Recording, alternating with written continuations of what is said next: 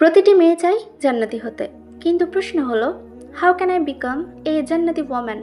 চলো আজ জানি ছোট ছোট 7টি পদক্ষেপ যা তোমাকে নিয়ে যাবে জান্নাতের পথে। নামাজকে ভালোবাসতে শেখো। নামাজ শুধু ফরজ নয়, এটা তোমার আর তোমার রবের মাঝে সংযোগ। দিনে 5 বার তার সামনে দাঁড়াও, মন খুলে বলো, ইয়া আল্লাহ, আমি তোমাকে ভালোবাসি। একদিন এই নামাজই তোমার অন্ধকার কবরে আলো দেবে। টিপস নাম্বার 2, পর্দাকে গর্ব মনে করো। পর্দা কোনো শিকল নয়, এটা এক ধরনের মুকুট। যারা নিজেদেরকে ঢেকে রাখে তারা দুনিয়ায় নয়, তারা জান্নাতের জন্য বেঁচে থাকে। টিপস নাম্বার 3, জিহাকে নিয়ন্ত্রণে রাখো। একটা হার্স ওয়ার্ড মানুষের হৃদয় ভেঙে দেয়, একটা ভালো শব্দ আবার মানুষকে জান্নাতের পথে ঠেলে দিতে পারে। তাই প্রতিদিন নিজেকে মনে করাও, আজ আমি কারো মন ভাঙবো না, আমি আজ শান্তি ছড়াবো। টিপস নাম্বার 4, কুরআনের সাথে সম্পর্ক তৈরি করো। প্রতিদিন অন্তত 1 আয়াত পড়ো, বুঝে পড়ো। তুমি যখন আল্লাহর বাণী পড়ো তখন আসলে তিনি তোমার সাথে কথা বলেন। Let Quran be your daily companion.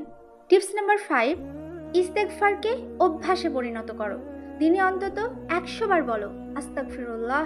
তুমি জানো না, এই ছোট্ট শব্দটাই তোমার সমস্ত গুনাহ মুছে দিতে পারে। আল্লাহ বলেন, ask forgiveness and I will forgive you again and again.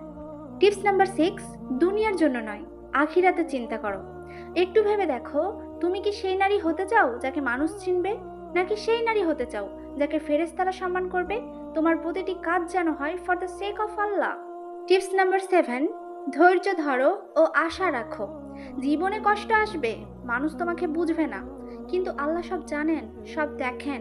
তুমি যদি ধৈর্য ধরো, একদিন সেই ধৈর্যই তোমাকে তোমার জান্নাতের চাবি দিয়ে দেবে। একদিন সেই ধৈর্যই তোমার জান্নাতের চাবি হবে। Indeed with hardship comes ease. হয়তো তুমি নিখুঁত নও, কিন্তু জান্নাতি নারীও নিখুঁত ছিল না।